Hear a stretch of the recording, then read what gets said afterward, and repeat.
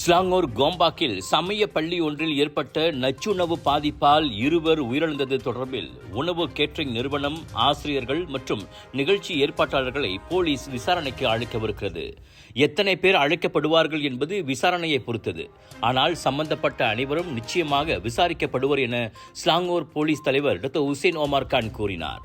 சுங்காய் சின்சின் இன்தகிராசி ஆரம்ப சமய பள்ளியில் நடைபெற்ற நிகழ்ச்சி ஒன்றில் காலை பசியாறையாக வழங்கப்பட்ட பீஹூன் மற்றும் பொரித்த முட்டையை சாப்பிட்டதே அந்நச்சுணவு பாதிப்புக்கு காரணம் என கூறப்படுகிறது.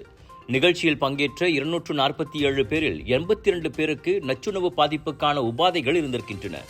இதையடுத்து அப்பள்ளியின் சிற்றுண்டி சாலையை உடனடியாக மூடுமாறு சுகாதார அமைச்சு உத்தரவிட்டிருப்பதாகவும் அவர் சொன்னார்.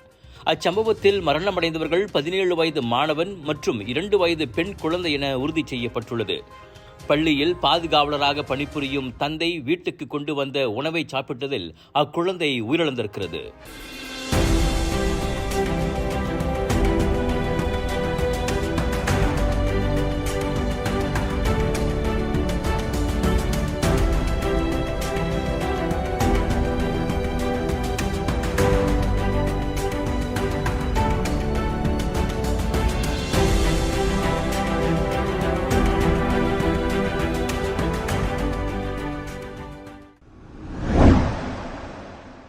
பினாங்கு சுங்கத்துறை அதிகாரி ஒருவர் நேற்று காலை குறி சுடும் பயிற்சியின் போது தவறுதலாக தன்னைத்தானே சுட்டுக்கொண்டு காயமடைந்தார்.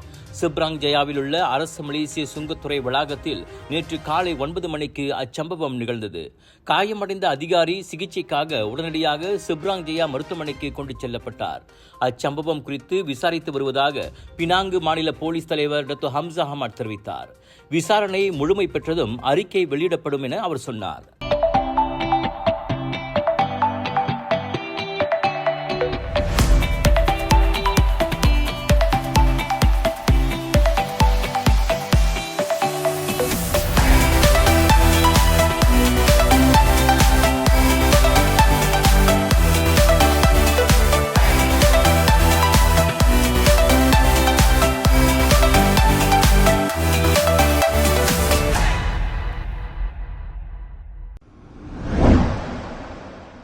கோலாலம்பூர் பாசார் போரோங் சந்தையில் வியாபாரத்தில் ஈடுபட்ட 7 வெளிநாட்டவர்களின் பொருட்களுக்கு DBKL சீல் வைத்துள்ளது.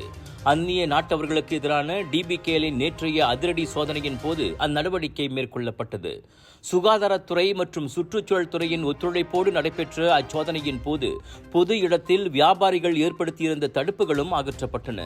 சம்பந்தப்பட்ட 7 வியாபாரிகளுக்கும் அபராத நோட்டீஸ் வெளியிடப்பட்டது. சீல் வைக்கப்பட்ட அனைத்து பொருட்களும் மேல் நடவடிக்கைக்காக சிராஸில் உள்ள DBKLின் சீல் கிடங்கிற்கு கொண்டு செல்லப்பட்டன. இதுபோன்ற அமலாக்க நடவடிக்கைகள் அவ்வப்போது மேற்கொள்ளப்படும் என DBKL எச்சரித்திருக்கிறது. சுவாச பிரச்சனை, சளி, இருமலுக்கு உகந்த தீர்வு சைலஜா பேபி ஹெர்பல் கிரீம். துளசி, கரிஞ்சீரகம், கிராம்பு போன்ற மூலிகைகளால் கொண்டு தயாரிக்கப்பட்டுள்ள சைலஜா பேபி ஹெர்பல் கிரீம் உங்கள் குழந்தைக்கு சிறந்த தேர்வு. திரங்கானு டுங்கோனில் பெற்ற தாயே பாராங்கத்தியால் கழுத்திலும் நெஞ்சிலும் கீறியதில் மாற்றுத்திறனாளியான 46 வயது மகள் படுகாயமடைந்தார். ஃபெல்டா கிர்தே குடியிருப்பில் நேற்றிரவு 9 மணிக்கு நிகழ்ந்த அச்சம்பவம் அப்பகுதி வாழ் மக்களை அதிர்ச்சியில் உறைய வைத்துள்ளது.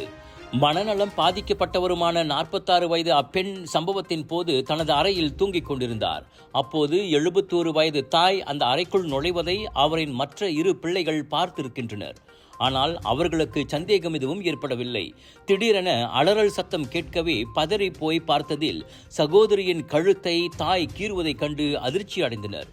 விருட்டென பாராங்கத்தியை பிடுங்கி போலீசுக்கும் தகவல் கொடுத்தனர். போலீஸ் அம்மூதாட்டியை கைது செய்த வேளை காயமடைந்த மகள் டுங்கோன் மருத்துவமனையில் அனுமதிக்கப்பட்டுள்ளார். அவரின் உடல்நிலை சீராக இருப்பதாக தெரிவிக்கப்பட்டது. கைதான தாய் கோலத்திரங்கானு சுல்தானா நூர் ஜஹீரா மருத்துவமனையின் மனநல வார்டில் அனுமதிக்கப்பட்டிருக்கிறார். அமெரிக்க அதிபர் ஜோ பைடனின் மகன் ஹண்டர் பைடன் சட்டவிரோதமாக துப்பாக்கி வாங்கியதாக தொடரப்பட்டு 3 வழக்குகளிலும் குற்றவாளி என தீர்ப்பளிக்கப்பட்டுள்ளார். 2018 கைத்துப்பாக்கி வாங்கிய போது எழுதி கொடுக்க வேண்டிய விண்ணப்ப படிவத்தில் போதைப்பொருள் பயன்பாடு குறித்து அவர் பொய் சொன்னதாக வழக்கு போடப்பட்டது. போதைப்பொருள் பயன்பாடு தொடர்பாக பொய் கூறியது, போதைப்பொருள் பயன்படுத்தும் போது துப்பாக்கியை வைத்திருந்தது உள்ளிட்ட குற்றச்சாட்டுகள் அவர் மீது சுமத்தப்பட்டன.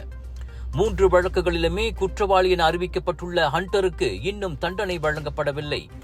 ஆண்டு இறுதி அதிபர் தேர்தலுக்குள் தண்டனை விவரங்கள் அறிவிக்கப்படும் என எதிர்பார்க்கப்படுகிறது.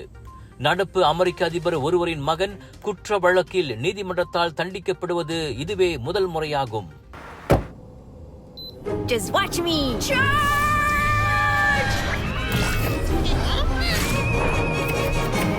Keeping you and your loved ones safe indoors with Nano EX technology. Panasonic.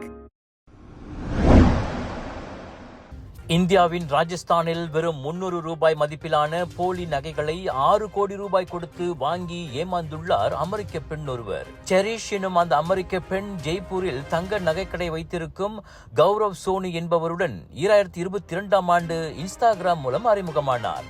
இந்திய தங்க நகைகள் மீது ஆர்வம் கொண்ட செரிஷ் சோனியிடமிருந்து 6 கோடி ரூபாய்க்கு நகைகளை வாங்கிச் சென்றுள்ளார்.